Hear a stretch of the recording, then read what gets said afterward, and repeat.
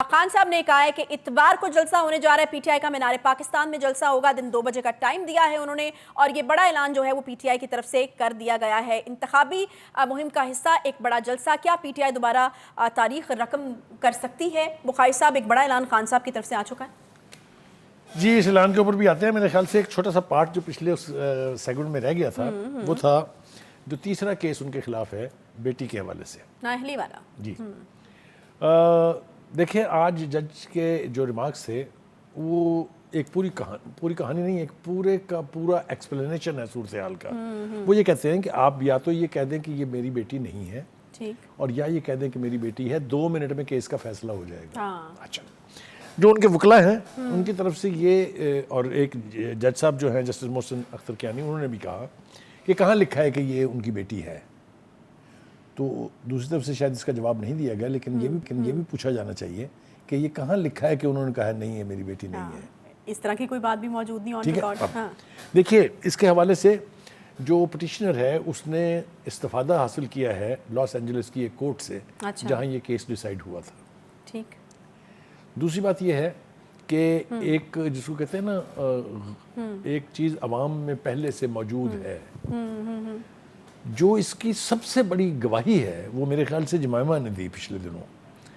हुआ ये कि जब उनके ऊपर हमला हुआ इमरान खान साहब के ऊपर, तो उन्होंने एक अखबार को इंटरव्यू में कहा कि जो ही मुझे इल्म हुआ उनके हमले का, तो मैंने उनके दोनों बेटों कासिम और सलमान और उनकी बेटी टैरियन को बताया।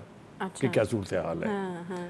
अब जमाइमा के स्टेटमेंट को आप उठा के फेंक नहीं सकते, इसलिए कि एक तो उसकी कस्टडी उनके पास है, बिल्कुल, ये भी एक बड़ा सवाल। दूसरा ये कि उनके बेटों के साथ वो रह रही है। तो तीसरा ये है कि इमरान खान साहब की तरफ से एक एनओसी दिया गया था जब सीता वाइट की बहन ने इस बेटी की कस्टडी मांगी थी। तो कहने का मतलब ये है कि if you go after the judicial documents of Los Angeles के कोर्ट, तो केस की नौयत कुछ और है। अच्छा। जब आप यहाँ देखते हैं पाकिस्तान के कॉन्टेक्स्ट में, तो चूंकि वहाँ कोई कन्फेशन नहीं है, कोई इकरार नहीं है कि ये मेरी बेटी हैं, तो यहाँ सूरत हाल मुख्तलिफ है। लेकिन अच्छा, बुखारी साहब, केस की नौयत होती क्या जब एक जगह पर दुनिया की चाहे किसी भी अदालत में वो केस डिसाइड हो चुका है, उसके ऊपर फैसला भी आ चुका है, तो फिर क्या मतलब कितना असर डालेगा? देखिए, पहली बात तो ये है कि जो प्रेसिडेंट की बात आप कर रहे हैं, ये प्रेसिडेंट होता है ना कि फलां कोर्ट ने, एक तो ये कि जो अपने मुल्क की अदालतें होती हैं उसके प्रेसिडेंट जो है वो बाइंडिंग होते हैं। अच्छा। उनके ऊपर अमल करना ज़रूरी होता है। बाहर की जो कोर्ट्स हैं उनका लाजमी नहीं है, लेकिन नॉर्मल हालात में जजेस उससे इस्तिफादा करते हैं। ठीक है। ये जो ऑब्जर्वेशन है जस्टिस मोहसिन अख्तर कियानी की कि भाई हाँ या ना में फैसला करें, हम फौरी तौर पे केस निपटा देते हैं। अब देखते ही हैं कि इसकी पेशी जो है, उसकी अगली तारीख जो है, उसके ऊपर क्या जवाब दिया जाता है खान साहब की तरफ से, उनके वकला या खान साहब खुद क्या जवाब देते हैं। उसके बाद ये सब कुछ तय होगा। लेकिन चूँकि ये अभी तक जो सवाल उठाया है अदालत ने, वो ये कहा है कि बयान हल्फी में गार्डियन होने का जिक्र है। अच्छा। कि खान साहब इस बच्ची के गार्डियन हैं। ठीक है।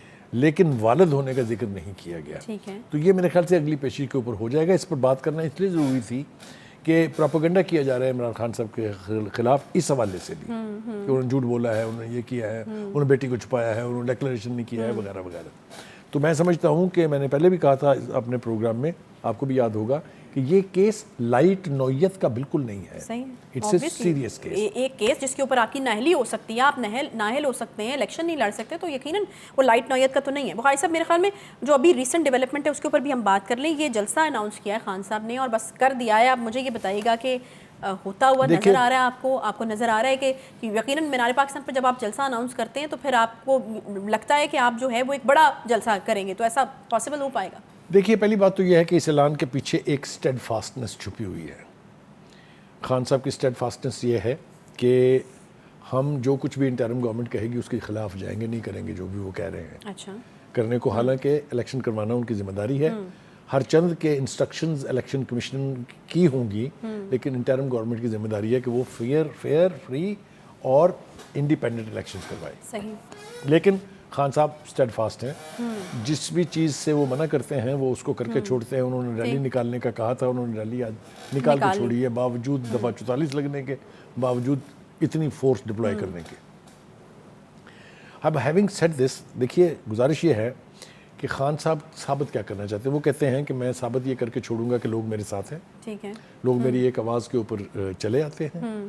اب یہ جو جلسہ اتوار کا انہوں نے اناؤنس کیا ہے یہ it sounds good to the ears, اور یہ بھی لگتا ہے کہ اگر وہ وہاں جلسہ ہوا تو یقینی طور پہ بہت بڑا جلسہ ہوگا، جیسا کہ سابقہ ماضی میں ہم نے دیکھا. لیکن اب سے اتوار تک میں وقت بہت ہے. اچھا کے بیچ میں کیا ہونا ہے؟ شہر میں ایک ٹیم بیٹھی ہوئی ہے ان کے ناقابل ضمانت وارنٹ گرفتاری لے کے. اچھا. اور میرے خیال سے دوسرے کیس میں بھی دوسری ٹیم بھی آ جائے گی. ٹھیک ہے. تو اتوار تک خان صاحب اگر آزاد شہری کے طور پہ رہتے ہیں تو پھر یقینی طور پہ جلسہ بھی ہوگا. ٹھیک ہے. اور جیسا میں نے کہا جلسہ بھی بہت بڑا ہوگا. اجازت مل جائے گی جلسے کی؟ نہیں، اجازت تو نہ کل تھی نہ آج بھی کنڈیشنل اجازت تھی، جن تمام کنڈیشنز کو انہوں نے وائلیٹ کیا ہے. ٹھیک ہے. نہیں ملتی تو پھر مطلب ان کیس اگر نہیں ملتی تو پھر یہ معاملہ بھی ہم عدالت جاتا ہوا دیکھ رہے ہیں. دیکھیں آج بھی رینجرز ڈپلائڈ تھی. ٹھیک. کل بھی رینجرز ڈپلائڈ تھی.